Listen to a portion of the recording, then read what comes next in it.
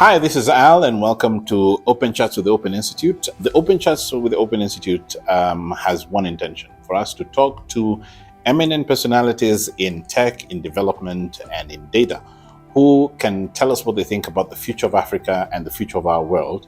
And this is season 0, in which we are featuring our new board members. The Open Institute has recently got new board members, and we are starting these conversations with them, to have conversations about what the world looks like with them, what life is like with them, and then from there we'll be able to take it forward.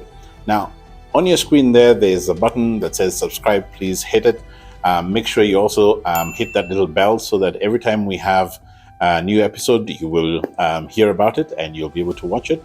And in the comment section, if there's somebody that you think we should be featuring in this open chats, please let us know so that we can remember to reach out to them and call them. So today we are featuring somebody who is a scholar, somebody who has a multinational history that spans several countries, including Kenya, the United States, and South Africa, and who is a very big friend of the Open Institute. She's recently joined our board, and her name is Professor Geci Karuri. She doesn't like being called professor, but for this purpose, she is Professor Geci Karuri-Sebina, and she's going to tell you about the dichotomy of her names and what they mean. Welcome to Open Chats. Thank you. And welcome to the board. Would you just start by just explaining your name? Thanks, Al. Well, so my name is Geci Karuri-Sebina. Geci is Wageshi, and good Kenyan will know that. Yes. Karuri is my father's name, my late father's name. So he's originally from central Kenya, moved on to the Rift Valley, so that's a Kikuyu name. And Sebina is my partner's name. So it's a name from their families between Botswana and South Africa. So they're the Tswana people. It's a Tswana name. Excellent. And you live in South Africa? We live in Johannesburg, South Africa. So tell us about what you do over there. Okay, so what I do is more complex than it should be. Isn't all our lives? Yes. So my primary occupation right now is with the University of Witwatersrand, which is in Johannesburg. And I am at the Wit School of Governance, where I'm helping set up the Africa Center of Excellence in Digital Governance, which we've named Tayarisha very proudly. Very nice. So the Tayarisha African Center of Excellence in Digital Governance. I'm also linked to the school, so the usual teaching, supervision. So there's an educational mandate.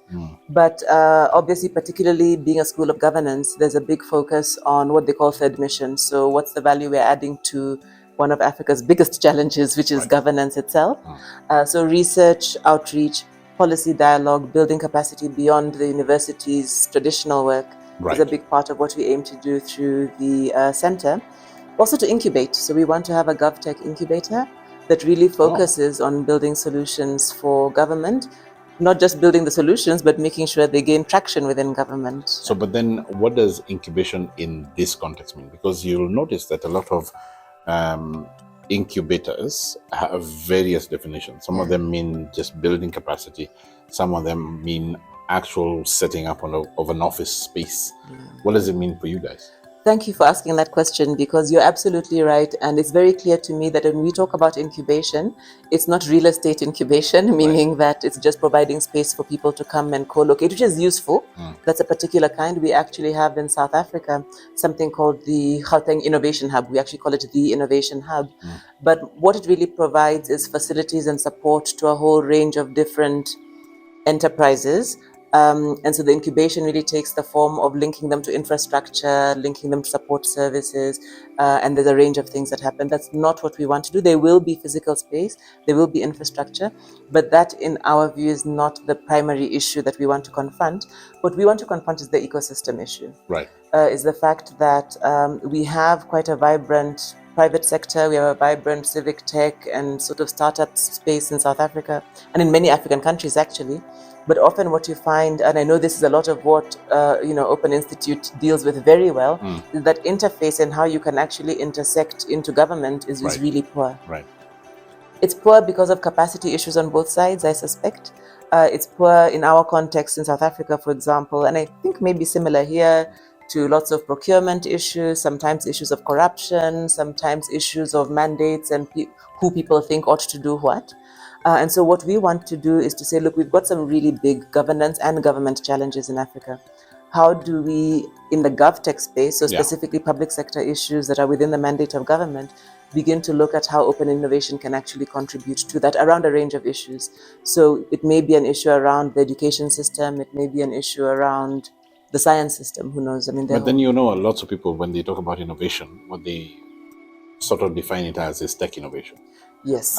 One of our other board members, Nivi Sharma, she does work in bridges, and building bridges somehow doesn't look like innovation in a lot of the African contexts speak.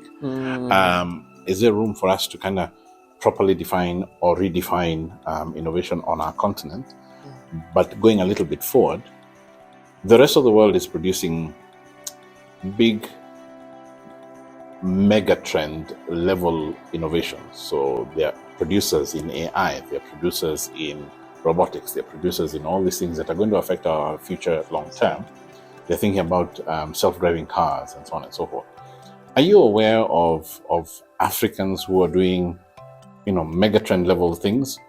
Or are we only just dealing with the software, in terms of just, building apps and that sort of thing, and then hailing those as great innovations? And there's space for that too, right? So if we look at innovation more broadly, obviously the act of tech transfer and adapting existing tech to things you're doing is important. We ought to do that. I think it's sensible to use solutions where you don't have to reinvent the knife. If it's in the shop, just buy it and use it. Yeah.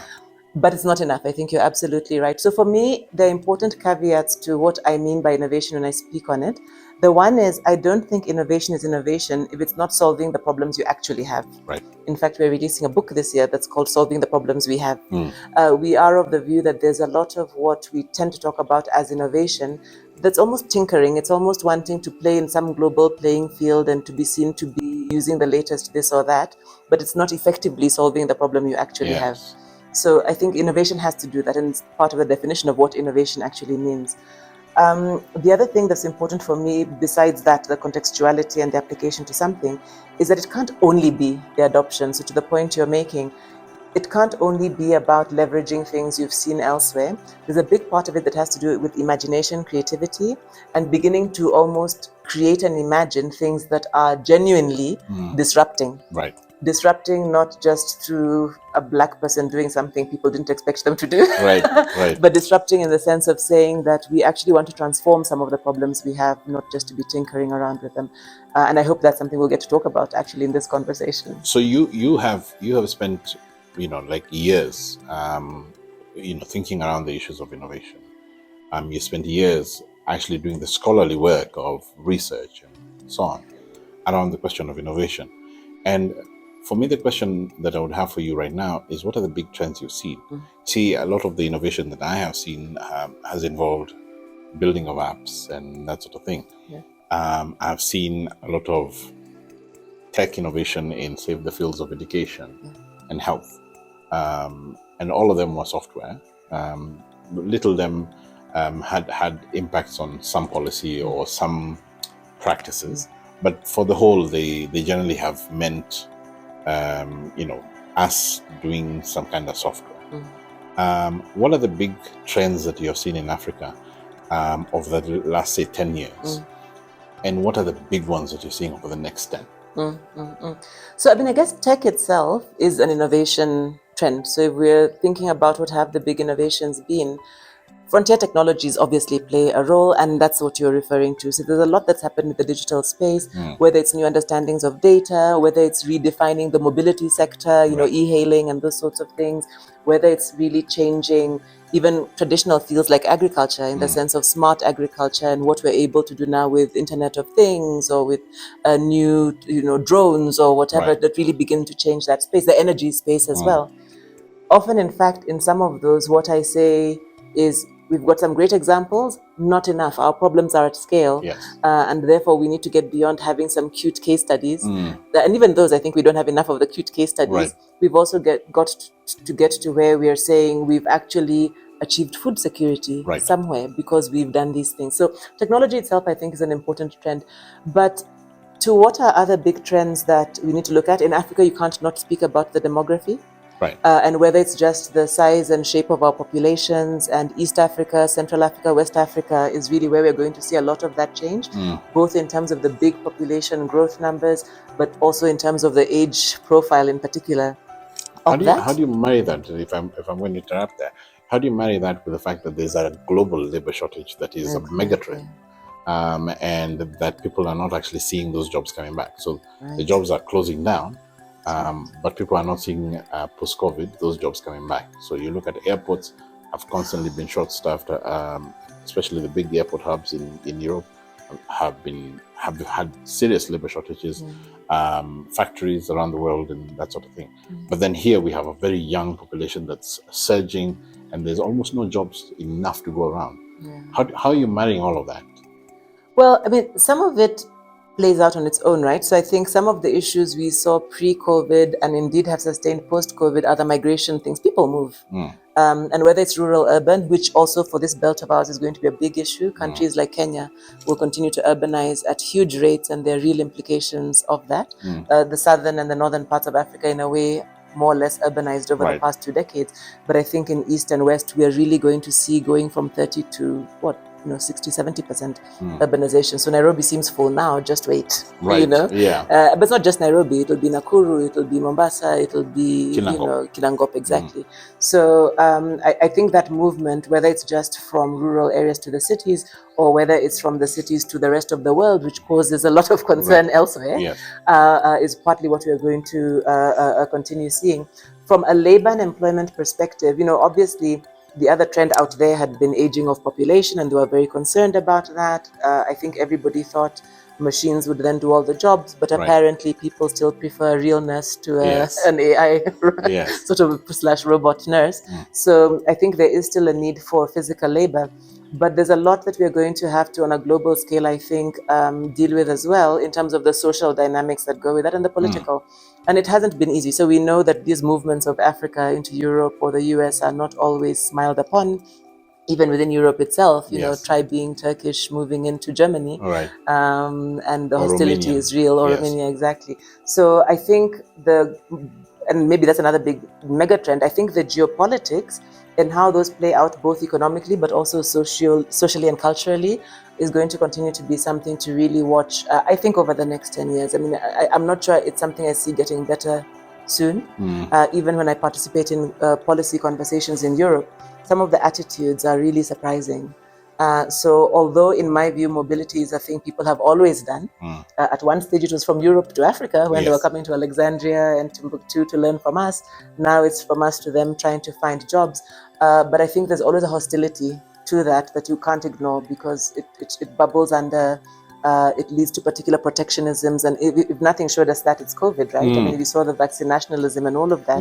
We are not all friends. So let me ask you a somewhat self-critical question for a moment. Do you think the academy, the African Academy, is doing enough to influence our thinking, given the socio-political, economic environment that we are in globally? Do you think that we are doing what we should be doing from an academic perspective? Like, are our scholars influencing our governance in the way that we would want them to, or in the way that they should? I think there's two ways to answer that, because part of it might sound like you're talking about what is the quality of our scholars, right? And that could be part of the answer, because I suppose if they were not good, they would not be influencing. We have world-class scholarship in Africa. I mean, I'm mind blown, quite frankly, at the caliber of academy that we have, of scholars that we have. You see it in the writing, you see it in the speaking. During COVID, one of the little statistics I saw that I actually wrote about is that we, according to WHO, in the first year of COVID, Africa generated about 12% of the really useful, gained traction technology that was used to address immediate issues. This is a continent that, according to the data, produces less than 1% of global knowledge in the shape of IP, publications, the usual metrics. So what's the difference between that less than 1% and the 12% like that. That is probably a combination of formal knowledge we have that resides in the academy that's probably not leveraged often, but also, of course, other non-academic knowledge and genius and creativity we have in terms of young entrepreneurs, young innovators, young technopreneurs. So I think we don't have a quality issue. I do think we have an issue. And so my answer to, is the academy doing enough to influence and to inform? No. That issue, in my view, has to do with two things. One, it has to do with the fact that our academy is constantly trying to survive itself. And so I'm in a university, we have science councils and big outfits, and they are all in survival mode. They're trying to figure out how to be relevant. They're trying to figure out how to sustain, whether it's the government budget they get in the form of subsidy or the fees that they secure from students, threats from international institutions, threats from new small fly-by-night institutions, trying to get the student numbers in there. So we're constantly competing, and then never mind individual survival, Right. Professors or teachers who don't earn enough, and so everybody has their side hustle. So in my view, it's a very inefficient and probably a challenged space in and of itself.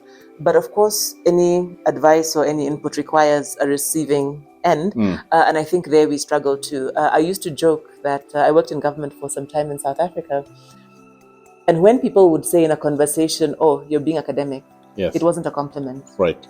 We have a view of scholarship and academic work, particularly in political spaces, where we ridicule it, we almost make a joke of it. Yes. Because it looks like it is impractical.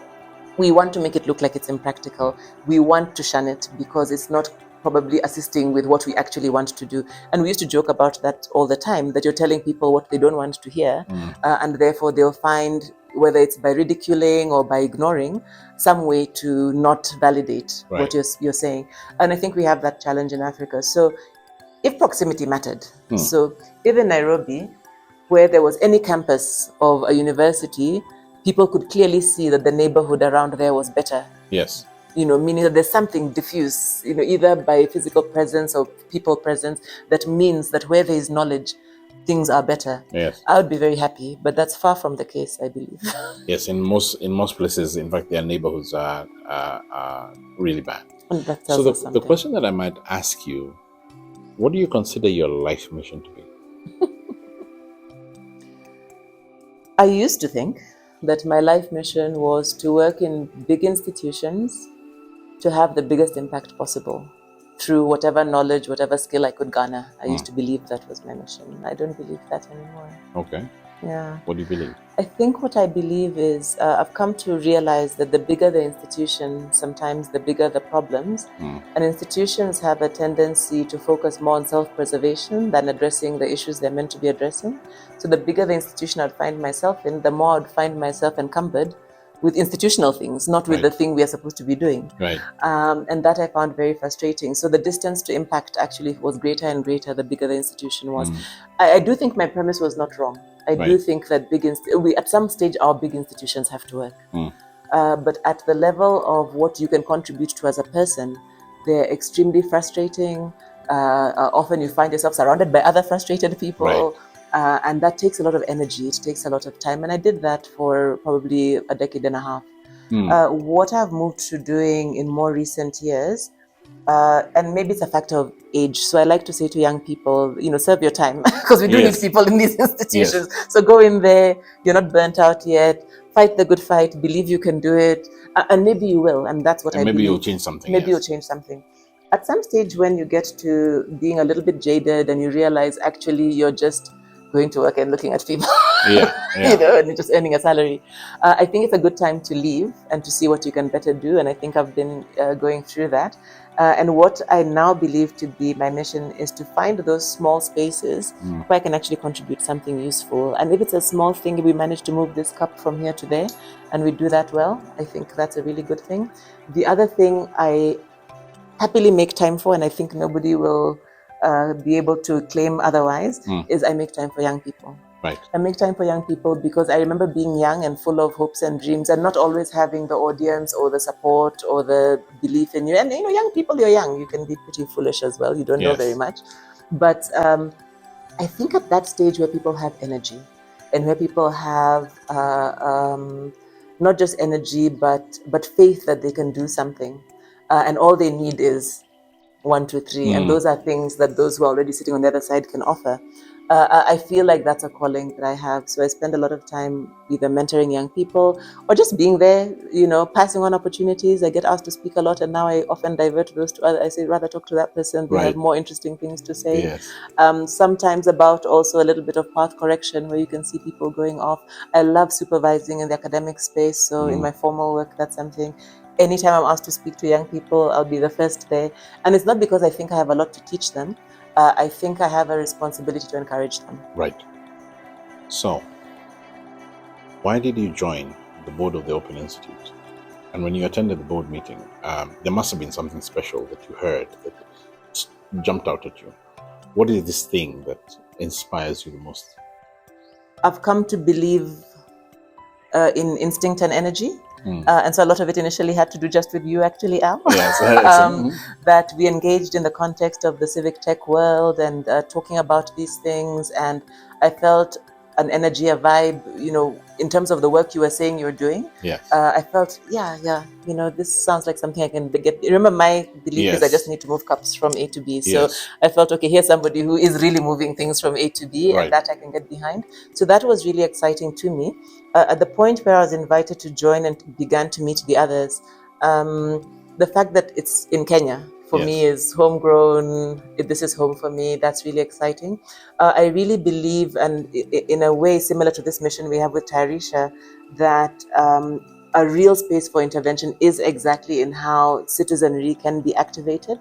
Not trained or taught necessarily, but enabled to really own the agency they have.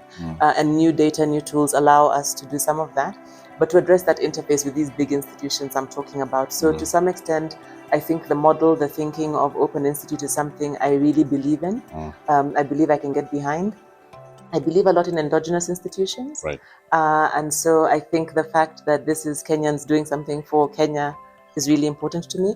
And then, as I mentioned earlier, this idea of hypercontextuality is something I really believe in. I love so much that the focus of work in OI is not initially just working in Nairobi, Mombasa, and maybe Kisumu. Yes. That when you talk about the examples, I'm hearing about Malindi, I'm hearing about Lanet, I'm hearing about Kajiado. Yes. That's really important to me. So even though I did urban work for a long time, and I tend to speak about big places because big places have big problems, those problems are not unrelated to the fact that we tend to undervalue, underestimate everything else. The whole system matters if you were to think about ecosystems. So I really value that about the approach of OI. So for me, I believe the board is a space where I will gain a lot just by being around, just absorbing, I think, the energy of people, the ideas of people, but also where I think I can contribute. I've been in the space of innovation and futures for a long time. I'm hoping I can bring a little bit of that, both domain experience, but also maybe external experience into what we're trying to do here. And also everybody seemed really fun. And I'm growing old, so I have to be around things that are fun. Fun and hopeful. Yes, and hopeful. Exactly. I don't want to be depressed. Final question, and this one is a debate that's currently raging in my office. Some of the older folks in the office are saying there's no such thing as working smart. That you must work hard first, and then after that you'll figure out how to work smart. What's your position on this? Work hard or work smart? There's a part of me that's just kind of experience, right? Like what I've lived through. And what I've lived through as a young Kenyan and then being out in the diaspora as a fairly young person is working hard always mattered. And I remember reading a lot of articles actually about how research shows, as an academic I have to talk about research, research shows that hard work trumps talent any day. So they've tracked kids where they've shown the kids who were super smart, just like little child geniuses. By the time you fast forward to 30 years later, the person who worked hard almost always does better than the person who was just smart to begin with or just had some natural inclination. I think you can't trump hard work. Of course, you can be working hard at the wrong things. Yes. And so I think that also matters. Working smart, I think, is possible if you assume you know what working smart means. I'm working with a lot of young people who I think they like to think they do.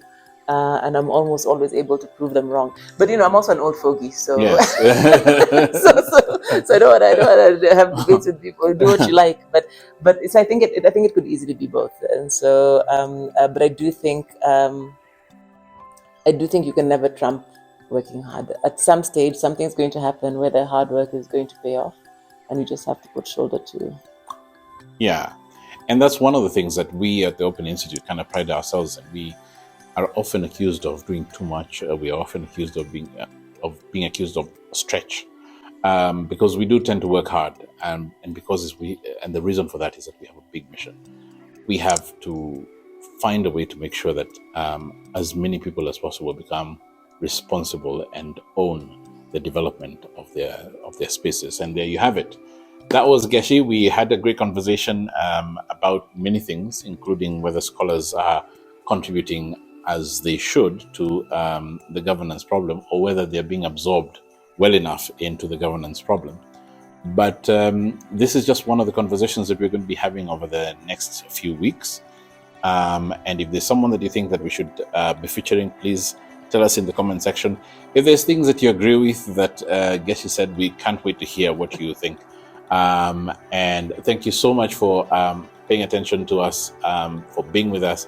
Just make sure that you hit that subscribe button, and make sure that you tell a friend to tell a friend to tell a friend that this Open Chats exists. Thank you, and have a good one.